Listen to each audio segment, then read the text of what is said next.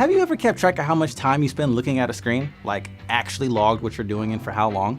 Well, that's what I did over the last few days. And on an average day, I spent about an hour on Instagram, way too much time on Twitter, over 3 hours, and a little over an hour or so on Netflix. So in total, I'm spending over 5 hours every day in front of a screen. And that's not counting text messages or listening to music.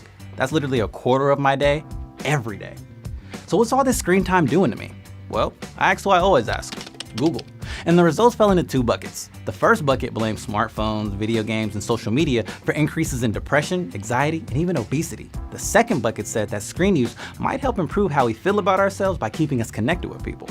So, what does the scientific research say? Is all this screen time really bad for us?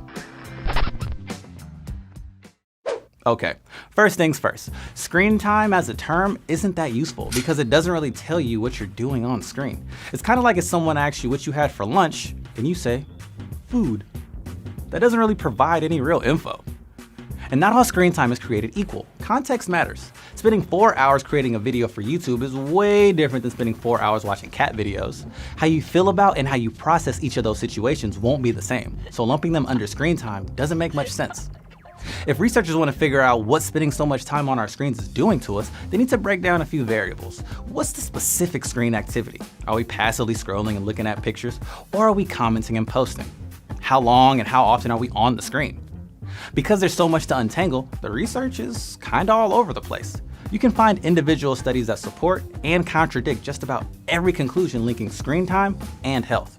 To quote the director of the National Institutes of Health, the research is quite limited, has not been conclusive, and further study is needed. That's why it's crucial to look over a body of research to identify trends. All right, so let's get to it. Our digital lives can take a physical toll on us, and I'll be the first to admit, I'm usually on my phone right before I go to bed, even though multiple studies have shown that that leads to bad sleep. And we all know what can happen without enough sleep. Concentrating on things is hard, you can get irritable. I sort of walk around like a zombie, and sometimes me no make when I talk I. Sense? And it's not just me.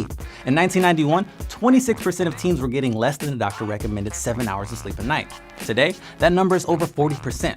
Now, that doesn't mean you can place the blame on screens, but that same study did find that teens who spent 5 hours a day online were 50% more likely to not sleep enough than those who only spent an hour online each day. I'm skeptical though. Who are those people that say they only spend an hour online a day, and why are they lying to researchers? Doesn't make sense, doesn't add up. Some researchers even use the term addiction when talking about how we interact with our devices. Whether it's video games or waiting for a like on an Instagram post, we get caught in short-term dopamine-driven feedback loops where we get a quick pleasure boost but then constantly crave the next one. Now, there's a lot of debate on whether or not this stuff is a bona fide addiction like gambling. And if you want to learn more about that, check out our video that looks into whether or not video game addiction is real.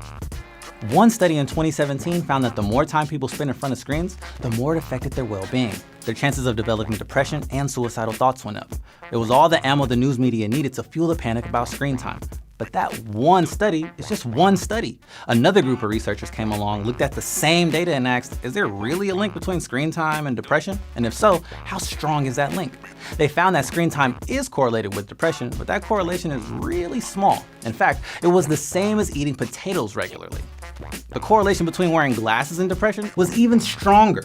And we're not seeing headlines warning about potatoes and glasses ruining an entire generation, so maybe screen time in general is less important than we think. The connection between screen time and health gets a little bit clearer when you look at how people are using their screens. It's not just about quantity, it's also about the quality. Passive screen time, things like watching TV or scrolling through your Instagram feed, is usually associated with the negative stuff, like depression, moodiness, anxiety, and even laziness. Active screen time, stuff that engages you physically or cognitively, can actually be helpful. Screens also allow us to stay connected with people. With technology like FaceTime, I could talk to my best friend who's on the other side of the country right now. Now sure, some people have to deal with feeling overwhelmed because of drama or feeling pressure to only post a highlight reel of themselves to make them look good to others. But in many studies, a majority of teens say that social media mainly helps the relationships they already have with their friends. And almost 60% have met a new friend, like me. I just recently visited a homie in Canada who I've known online for like 7 years, so that was pretty awesome. Shout out to Shannon. And when you look at stuff like multiplayer video games, Twitch streams, or Reddit, wandering around online allows you to find your tribe. If you don't quite fit in where you live or you live in a small or isolated community, quality screen time might be essential to keeping you sane. So, what do you think? What screen activities do you value, and what do you want to cut out? Let us know in the comments below. Oh, we want to give a shout out to Common Sense Education, who we collab with on this episode. Thanks a lot, guys. And we have 2 more episodes with them coming out, so stay tuned for those. And if you're a teacher, check us out on KQED Learn. Until next time, guys, peace out.